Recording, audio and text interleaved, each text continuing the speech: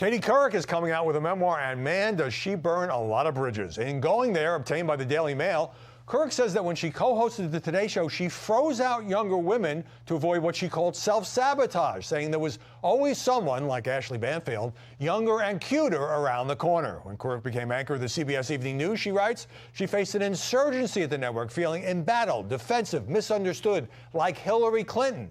She does admit to some unforced errors. And after NBC fired her longtime co-host Matt Lauer for sexual harassment, Katie reveals she texted him, "I am crushed, I love you," and felt it would be heartless to abandon him. Internet is that massive computer network, the one that's becoming really big now. What do you mean that's big? How does one, what do you write to it, like mail? No, a lot of people use it and communicate. I guess they can communicate with NBC writers and producers. Allison, can you explain what Internet is? No, she can't say anything in 10 seconds or less. Oh, Allison will be in the studio shortly. What does it mean? It's a giant computer network made up of, started from... Oh, I thought you were going to tell us what this was. It's like a computer billboard. It's not it's a computer billboard, but it's nationwide, and it's several universities and everything all joined together. Right. And others can access it. Right. And it's getting bigger and bigger all the time. It came in really handy during the quake. A lot of people, that's how they were communicating out to tell family and loved ones they were okay, because all the phone lines were down. I was telling Katie, and I've been talking... But you don't need that. You don't need a phone line to operate internet. No. Have a pretty little colon. Actually, this is good for anything in production, because here she is not overly sedated, you see, and is able to appreciate what is going on. But you didn't put the scope in yet, did you? Yeah, we're doing the examination. Oh, really? Yeah, we're doing it. Okay, good. Someone told me your nickname in school was Miss Frigidaire. Is that true? Only with some boys. I don't know if I want to hear the backstory on that. Well, you wouldn't want to know the boys either.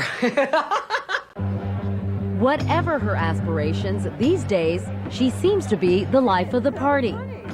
The Democratic Party. Hi there, how are you today? And at times, she's received like a rock star. I think that She works on economic development in upstate New York, gives foreign policy and civil rights speeches, shakes hand after hand. How are you today?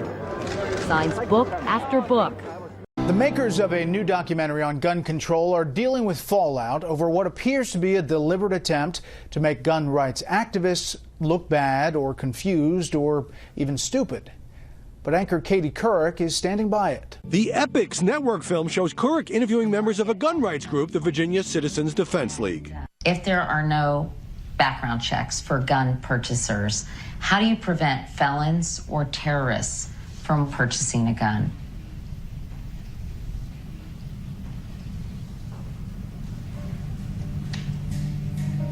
But that sequence, with its 8 seconds of stunned silence, was edited in a misleading way. Here's what actually happened. How do you prevent felons or terrorists from walking into, say, a licensed gun dealer and purchasing a gun?